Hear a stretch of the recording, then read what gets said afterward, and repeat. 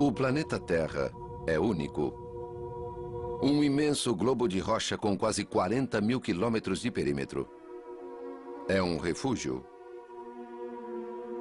Com 1/3 de terra, 2/3 de água e atmosfera rica em oxigênio, é o único lar de criaturas vivas conhecido no universo. Mas este oásis azul e verde nem sempre foi tão acolhedor. O planeta tem cicatrizes de um passado traumático. Um passado de condições extremas e de catástrofes espetaculares. Em um período de quase 5 bilhões de anos, ele foi mudando de feição. Um mundo de fogo, um mundo de gelo, de mares violentos e céus venenosos.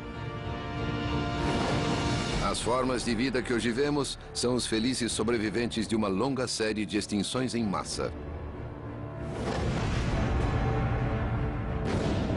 Nestes últimos 200 anos, os cientistas vêm explorando o planeta e desvendando seus segredos.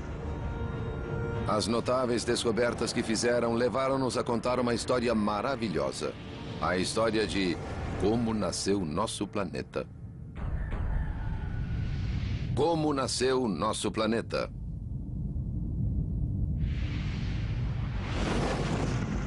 Durante milhares de anos, o homem não teve acesso à verdadeira idade e origem do mundo. Mas nos últimos 200 anos, isso vem mudando. Escócia, costa de Edimburgo. Foi aqui, em um dia de 1788, que a descoberta de um afloramento rochoso causou viravolta na história da Terra.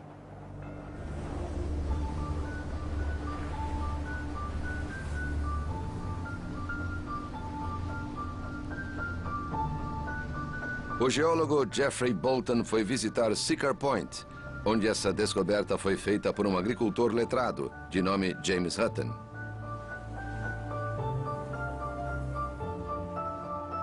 Hutton se tornaria o pai da moderna geologia. Hutton era um homem entusiasmado na busca da verdade. Uma mente inquisitiva, quando herdou as terras do pai, achou, meio enterradas, algumas rochas e ficou muito intrigado. Hutton passou anos tentando entender como surgiram as pedras na Terra e fez inúmeras expedições por toda a Escócia. Elas o fizeram entender que só um processo extremamente lento desenvolveria camadas de sedimento superpostas. Ele andou a cavalo quilômetros e quilômetros, indo aonde pensava que encontraria curiosidades geológicas, mesmo sofrendo em cima de uma cela dura. Hutton concluiu que a rocha levava milhares de anos para se formar. Mas não tinha provas, e suas ideias colidiam com a versão autorizada da história da Terra, fornecida pela Igreja. Durante gerações, a Igreja Cristã foi a única autoridade sobre a história da criação, com base no livro da Gênese. Usando a genealogia bíblica, as autoridades religiosas diziam que sabiam a idade exata da própria Terra.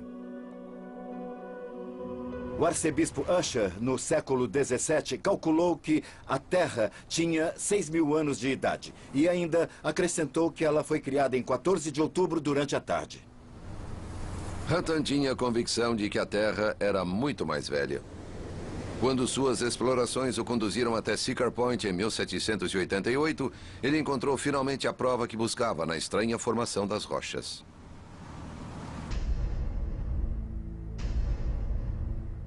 Não se trata apenas de pedras velhas. São rochas muito especiais. E elas são especiais por causa da história que Hutton contava sobre elas. Aqui, algumas formações rochosas estão perpendiculares ao solo. Ele sabia que estas pedras jaziam horizontais no leito do mar. Devem ter sido enterradas a grande profundidade para recristalizar. Depois, os movimentos fizeram com que ficassem de pé. Elas foram partidas e depois, finalmente, foram empurradas para a tona. Ele entendeu que isso não levaria centenas de anos, nem milhares de anos, mas muitos milhões de anos. A descoberta de Hutton foi uma viravolta. Desse dia em diante, era a rocha e não as escrituras que seriam guia fidedigno ao passado distante. Nos 2 séculos seguintes, o estudo das rochas no mundo todo levaria à estonteante revelação de que este planeta verde e azul fez uma jornada impressionante. Uma jornada que começou em um mundo de fogo.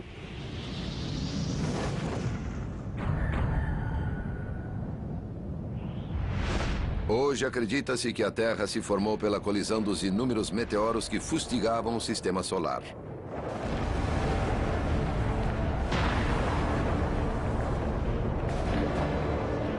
Nessa era, a superfície era um oceano de rocha fundida com quilômetros de profundidade.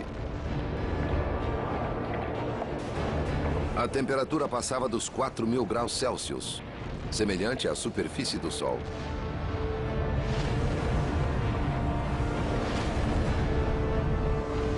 Enormes meteoritos choviam sobre a Terra, fustigando-a incansavelmente.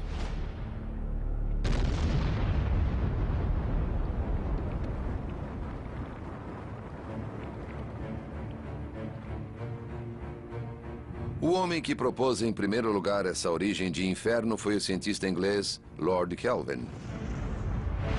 Conhecedor da termodinâmica, Kelvin acreditava que a Terra continuava a esfriar lentamente.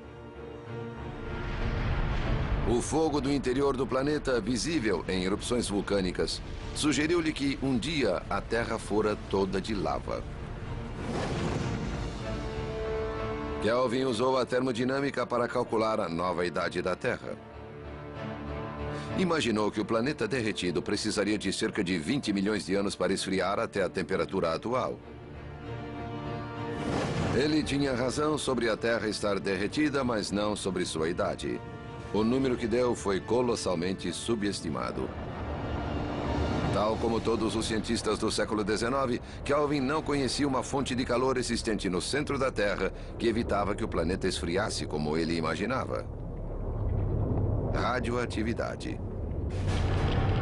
Na Terra de então, partículas radioativas de urânio, tório e potássio existiam em grande abundância. O calor produzido na decomposição dessas partículas mantinha a Terra extremamente quente e por um tempo imensamente longo. Embora tais partículas confundissem os cálculos de Kelvin, elas seriam a chave para descobrir a verdadeira idade da Terra. No século XX, algumas partículas sobreviventes de urânio radioativo foram utilizadas para criar a primeira arma atômica. Mas antes, os cientistas haviam descoberto uma aplicação diferente, usando essas partículas para precisar o nascimento do planeta. Em 1911, um talentoso estudante de geologia chamado Arthur Holmes usou a radiação para revolucionar nosso conhecimento de história. Depois de Holmes, passou-se a falar em bilhões e não milhões de anos. A datação radiométrica era bem simples em princípio. Baseava-se no fato de que os traços do elemento radioativo urânio decompunham-se em outro elemento, o chumbo. Tal como a areia passando por uma ampulheta durante milhões e milhões de anos em ritmo regular, uma partícula de urânio radioativo decompõe-se em chumbo. Medindo a proporção de urânio e chumbo em cristais presos em velhas rochas, Holmes pôde calcular sua idade com precisão. Coletar dados de amostras do mundo inteiro levaria toda a sua vida. À medida que Holmes envelhecia, a Terra ia ganhando mais anos. Seus cálculos chegaram primeiro a 1, depois a 3 e finalmente a 4,5 bilhões de anos. Hoje, 4,5 bilhões de anos ainda se aceita como a idade da Terra. Nessa inimaginável escala, o tempo é chamado pelos estudiosos de tempo profundo. É difícil imaginar a vastidão do tempo profundo, mas pense dessa maneira. Eis aqui um grãozinho de areia. Ele representa um ano, e o comprimento de meu dedo representa meu tempo de vida. Da ponta dos meus dedos ao cotovelo, chegaríamos aos pais peregrinos.